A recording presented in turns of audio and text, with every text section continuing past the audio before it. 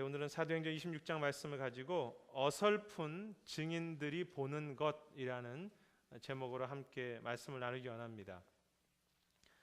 약 2주 전에 한국에서 방지일 목사님이라는 분이 103세의 연세로 세상을 떠나셨습니다. 약 2년 전에 제가 소개해드렸던 목사님이십니다. 저도 참 존경하던 목사님이며 많은 분들이 이 시대에 참 목자를 잃었다고 아파하고 있습니다. 이 방지일 목사님은 1930년도 중국으로 파송된 선교사였습니다. 그가 중국으로 갈 당시에 한국 교회나 또 자신도 여러 가지 면에서 부족한 전도자였지만 그는 21년 동안 참 성실하게 중국에 머물며 충성된 증인의 사명을 감당하셨습니다. 그리고 한국으로 다시 돌아와서 한 교회에서 신실하게 20년을 사역하신 목회자였습니다. 그런데 그는 언제나 자신은 부족하고 작은 자이며 하나님 앞에서 어설픈 목회자라는 사실을 늘 깨닫고 또 고백하셨습니다. 그래서 그가 쓰신 책 중에 내 눈물을 주님의 병에 담아라고 하는 그 책에 보면 자신을 포함해서 우리 모두가 때로는 고통과 고난 때문에 그리고 아무것도 할 수 없다고 하는 나약함과 이 어설픈 인생이라는 사실 때문에 주님 앞에서 늘 눈물 흘릴 수밖에 없는 존재라고 했습니다.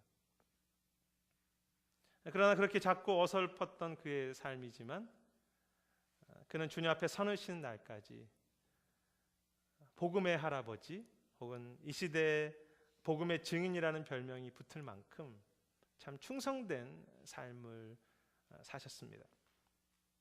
약하고 어설펐지만 끝까지 충성된 증인이셨다고 말할 수 있겠죠.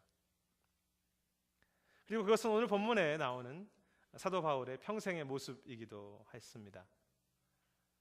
오늘 말씀은 사도 바울이 그의 사역의 마지막 부분에서 아그리빠 왕이라고 하는 사람에게 지난 시절 예수 그리스도를 처음 만난 순간에 대하여 이야기하면서 복음을 전하는 장면입니다. 그런데 그가 처음 주님을 만났을 때 그 바울의 모습이 14절에 잘 기록되어 있습니다.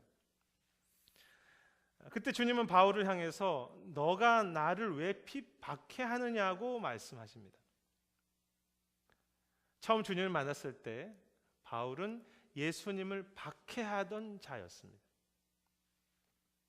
그리고 그 내용은 15절에서도 반복되는데 나는 너가 박해하는 예수라고 하십니다.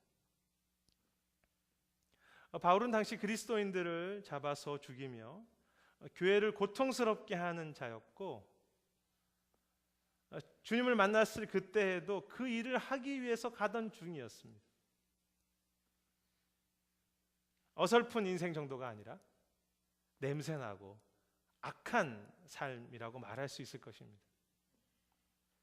그런데 16절에 보면 주님은 그 냄새나는 바울을 보시자마자 일어나 너의 발로 서라고 하십니다. 무엇인가 할 일이 있다는 뜻이죠. 그리고 말씀하시기를 이제 너 바울을 종과 증인으로 삼으려고 하신다고 이야기하셨습니다.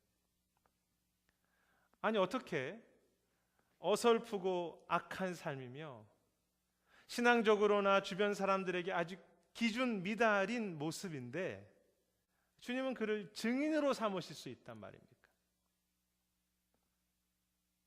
실제로 사도 바울은 이러한 죄악의 모습 이외에도 여러 가지 육체의 질병과 또 이 기질적인 성품의 어려움을 가지고 살았던 사람이었습니다.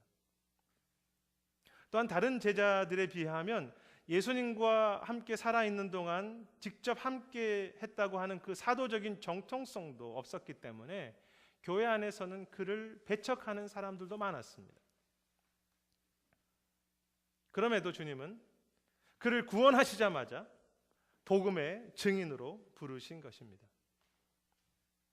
아프고 어설픈 그리고 추한 모습의 증인이죠. 우리의 이야기는 어떻습니까? 우리 모두는 다 어설프고 또 눈물 나며 추한 모습이지 않습니까? 성도들의 한 가정 한 가정을 이렇게 신방하고 또 교제해 보면 다 그 속에는 눈물과 아픔이 있고 주님 앞에서 참 변화가 잘 되지 않는 그런 연약한 모습들이 우리 모두에게 있음을 보게 됩니다.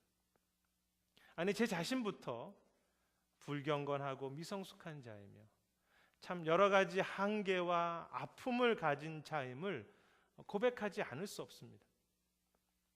그러나 오늘 본문 아니 성경 전체는 바로 그런 어설픈 증인들을 하나님 나라의 증인으로 부르셨으며 그렇게 미성숙한 증인들을 통해서 하나님의 일을 이루어 가심에 대하여 분명하게 말씀하고 있습니다. 오늘 본문은 사도행전의 마지막 부분이죠. 근데 사도행전 시작 부분이 1장에서 제자들을 증인으로 보내셨을 때 그들 대부분은 너무 비겁하고 약하며 두려워하던 이들에 불과했습니다. 그리고 사도행전 마지막 부분인 오늘 본문에서 사도 바울은 자신이 악한 자로서 증인의 사명을 시작했다는 것을 이야기함으로써 이 사도행전 전체가, 즉 교회의 역사 전체가 어설픈 증인들의 이야기라는 것을 강조하고 있는 것이죠. 물론 우리는 어설픈 증인의 삶에서 벗어나 성숙한 증인으로 가야 하며 또 그것을 위해서 우리는 헌신해야 합니다. 그러나 우리가 얼마나 성숙해야 감히 복음의 증인으로서의 자격이 있겠습니까? 우리는 하나님의 은혜로 복음의 증인으로 부르심을 받은 것뿐입니다. 이 사실을 기억하고 감사하면서 오늘 증인으로서 해주신 그 사명을 미성숙이라는 이유로 혹은 다음에 내일 해야지라고 하는 핑계로 미루지 않는 오늘 기도하는 증인, 지금 이 시간 사랑하고 섬기고 나누는 증인으로서 살아가는 우리 모두가 되시기를 주님의 이름으로 축원합니다. 그런데 이렇게 어설프고 악했던 사도 바울이 너무나 중요한 것을 바라보면서 그 바라보는 힘으로 삶을 살아가고 또 사역을 감당했다는 것을 오늘 본문과 사도행전 전체를 통해서 우리가 볼 수 있습니다. 오늘 설교의 핵심인데요, 바로 그 어설픈 증인들이 보는 것입니다. 오늘 말씀에서 사도 바울은 그리스도인들을 죽이러 가던 도중에 죽음에서 살아나신 예수 그리스도를 만나고 보았던 이야기를 나누고 있습니다. 자신은 거짓이라고 믿었던 그리스도가 부활하셔서 살아계신 것을 그는 체험하고 본 것입니다. 그리고 13, 18절에 보면 주님은 그 바울에게 약속하시기를 이제 그를 통해서 어둠에 있는 사람들을 돌아오게 하고 눈먼 자들을 뜨게 하고 사탄의 권세에 있는 자들을 하나님께로 돌아오게 하는 일을 하시겠다고 약속하셨습니다. 그가 본 것이 무엇입니까? 바울은 예수님이 오늘도 살아계셔서 그와 함께 하신 것을 보았습니다. 또한 어설픈 자신을 통해서 많은 이들을 살릴 것이라는 약속을 보았습니다. 그리고 그 보았던 이 두 가지가 그의 바울의 삶 평생을 바꾸어 놓았습니다. 그가 보고 들었던 그것이 그의 생각과 마음과 미래를 바라보는 모든 꿈과 상상력을 지배하기 시작했습니다. 우리의 삶이 오늘 무엇을 보는가 하는 것은 매우 중요합니다. 왜냐하면 그 보는 것이 우리의 생각을 지배하게 되며 그것은 우리의 미래와 삶을 바꾸기 때문입니다. 당시 바울의 상황은 어떻습니까? 자기 자신뿐만이 아니라 사역의 현장도 교회의 모습도 많은 고통과 힘든 모습과 어려움 가운데 있었습니다. 그런데 만일 그 바울이 그 어려움만을 바라보고 그것에 의해 생각이 지배를 받았다면 그는 도중에 포기하고 사역을 끝까지 감당할 수 없었을 것입니다. 그러나 바울은 그 상황과 형편이 아니라 살아계신 그리스도 그리고 그분의 그 약속을 보고 그것에 의하여 생각과 마음이 사로잡혔기 때문에 그 결과 그는 끝까지 기대와 소망을 붙잡으며 증인으로서의 기도와 수고를 포기하지 않을 수 있었던 것이죠. 증인이란 누구입니까? 아니, 그리스도인이란 어떤 사람입니까? 보는 것에서부터 시작합니다. 예수님이 살아계시다는 것을 믿음으로 보고 그 부활의 눈으로 오늘 우리의 상황과 세상의 모든 것을 다시 새롭게 바라보는 사람이 증인이고 그리스도인입니다. 그리고 살아계신 주님과 그 약속을 보고 있기 때문에 내일의 미래를 향해서 언제나 강력한 기대와 소망을 품고 기도하고 또 기도하고 섬기고 또 섬기며 선포하고 또 선포하는 사람들이지요. 오늘 부활하신 주님을 보기 때문에 주님이 일하실 내일의 소망도 보는 것입니다. 물론 바울이 사역하고 기도했다고 해서 당장 상황이 쉽게 좋아진 것은 아니었습니다. 오늘 본문 역시 사도 바울이 평생의 소망을 가지고 수고했지만 마지막 결과는 죄수의 한 사람으로 왕 앞에 서 있을 뿐입니다. 그러나 바울은 그곳에서도 다시 부활하신 그리스도, 다시 그분의 약속을 보기 때문에 또다시 소망을 보았고 그는 또 다시 복음을 그 왕 앞에서도 전하고 있는 것입니다. 유진 피터슨 목사님이 그런 말을 했습니다. 살아계신 하나님을 바라보는 마음과 기도에 흠뻑 젖은 상상력만이, 참 좋은 표현이죠. 기도에 흠뻑 젖은 상상력만이 현실 속에서 하나님의 거룩한 역사를 볼 수 있게 한다고 했습니다. 참 마음에 와닿는 표현입니다. 기도에 흠뻑 젖은 상상력, 그것이 무엇입니까? 그것이 바로 부활하신 주님과 그 말씀을 보고 그것으로 우리의 생각과 마음을 채우는 모습이죠. 제가 방진일 목사님을 처음 뵀을 때 그분의 연세가 98세, 99세셨습니다. 그런데 그분은 그날도 다음 날에 있을 성경 공부를 준비하기 위해서 막 가슴 벅차게 최선을 다해서 준비하시는 그것을 막 나누셨습니다.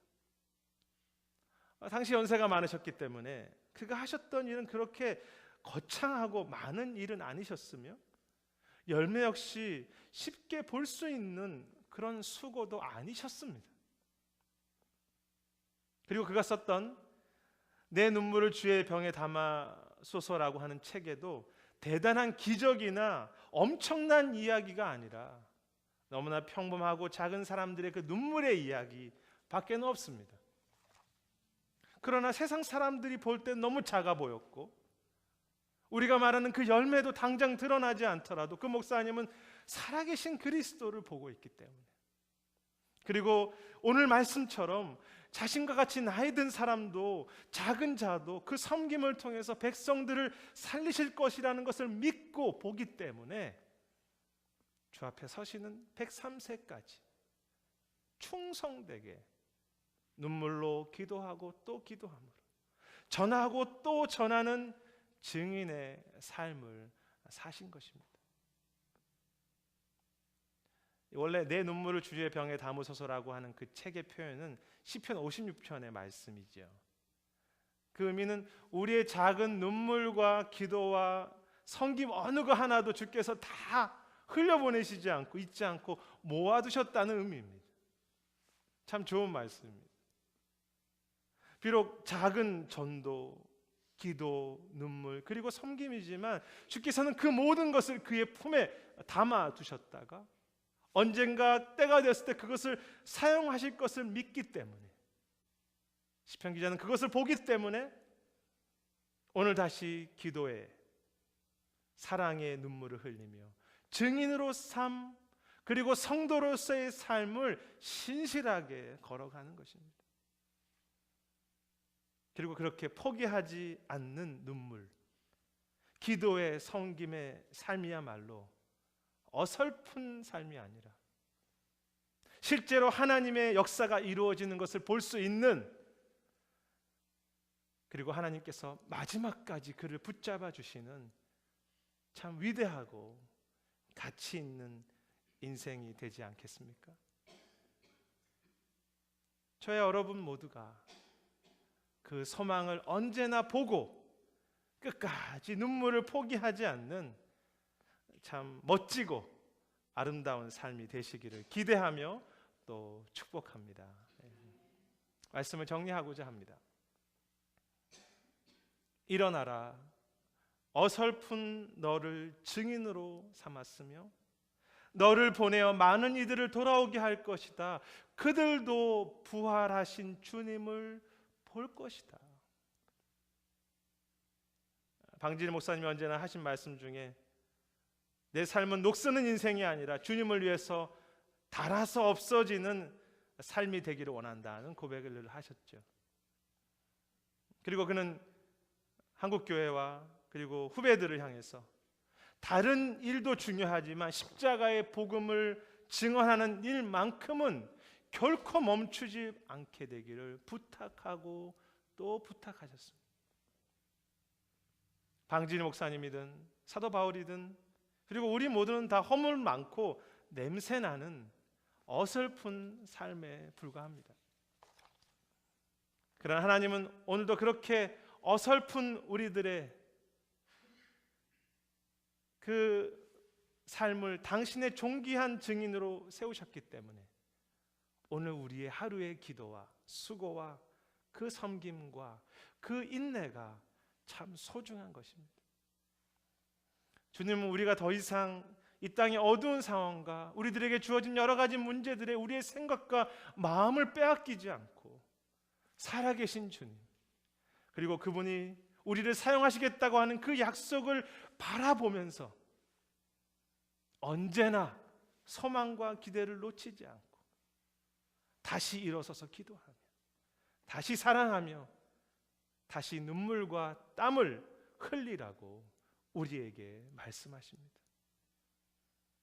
주님께서 우리의 그 작은 기도 하나하나를 주님의 그 병에 담아서 이 땅의 교회들을 살리고 우리 교회를 살리며 영혼들을 깨우고 영육간에 아프고 지친 어둠에 있는 곳에 있는 사람들을 살리는 일에 그 담아두셨던 모든 눈물과 수고와 헌신을 신실하게 그리고 귀하게 사용하실 것입니다.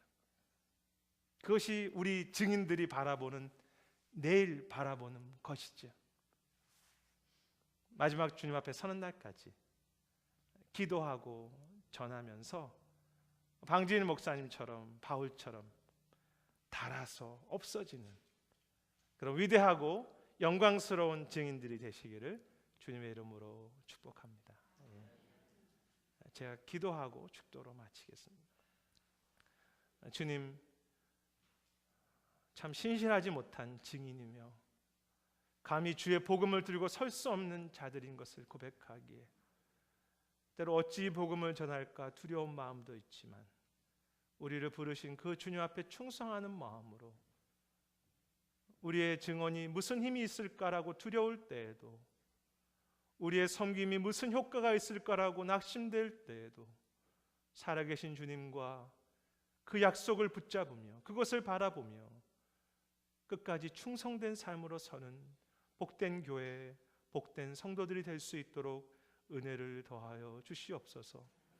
그러한 교회가 되게 하시고 그러한 한 주간의 삶이 되게 하시고 그런 우리의 평생이 되어서 아끼고 멈추고 서 있는 삶이 아니라 주 앞에 닳아서 없어지는 그렇게 주 앞에 서는 우리의 인생이 되도록 은혜를 더하여 주시옵소서.